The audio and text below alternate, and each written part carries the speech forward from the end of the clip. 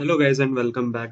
So in the last section we added the material design bootstrap into our Angular CLI project, and now it's time for us to add some of the components that are provided as a part of the material design bootstrap into our application. So we'll start with the navbars. So I'll click on the navbars section here and it will open up the navbars documentation, and now I can simply copy this markup that we have right here.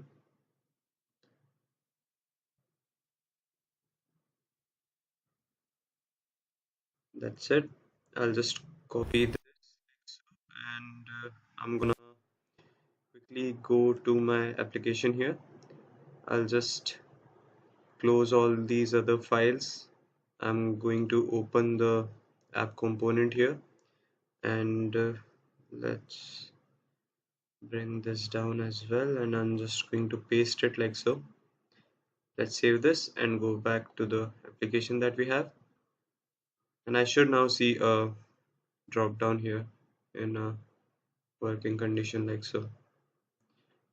Right now, this is something that will be the base of our application, but this right that we have right here shouldn't be a part of the app component.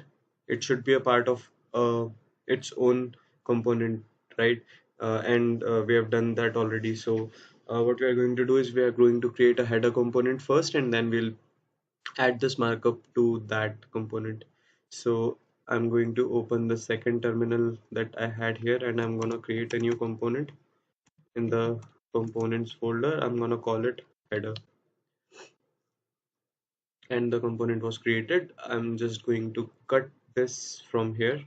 Let's save this, and I'm going to open the header components template, and I'm going to paste that here, and then I'm going to introduce this header inside the app component like so.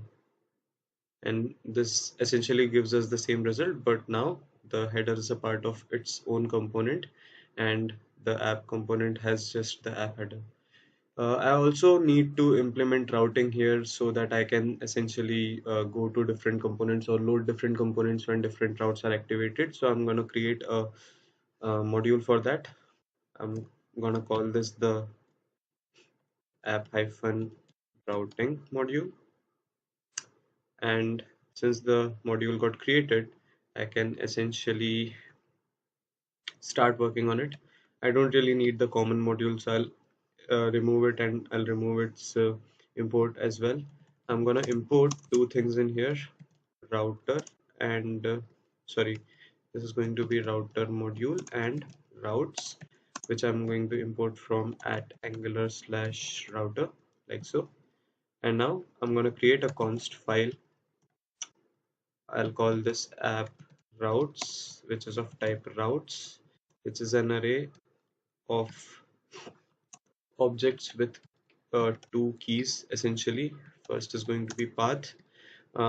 This is going to be, let's say, home, and the component that gets loaded should be a home component. But I don't really know which component am I going to load right now, so we'll have to create some components for that as well. So I'm going to create a home component first, and the component was created, so I can essentially now open up the home component like so. This will get imported automatically. uh, Now that I have the routes, I can essentially call the router module dot for route, and I'm gonna pass this the app routes that we created here like so. I'm also going to get rid of the declarations array, and I'm gonna export the router module from here like so. Let's just see what exactly was done here. I don't really need the router here, so I'll get rid of that. It was imported accidentally. So we have the app routing module in place. I'm gonna add this module to the app module so that I can use it. So I'll add the app routing module to the imports array, which again I'll have to import from its respective place. And now inside the app component here, I'm going to add a router outlet, which would host up the component that gets loaded when a particular route is activated. So I guess this would be all for this video. From the next video onwards, we are going to create essentially routes for different components or different types of components that we are going to use from the material design bootstrap section, and we'll start to work on that in the next video. So I'll see you guys in there. Bye.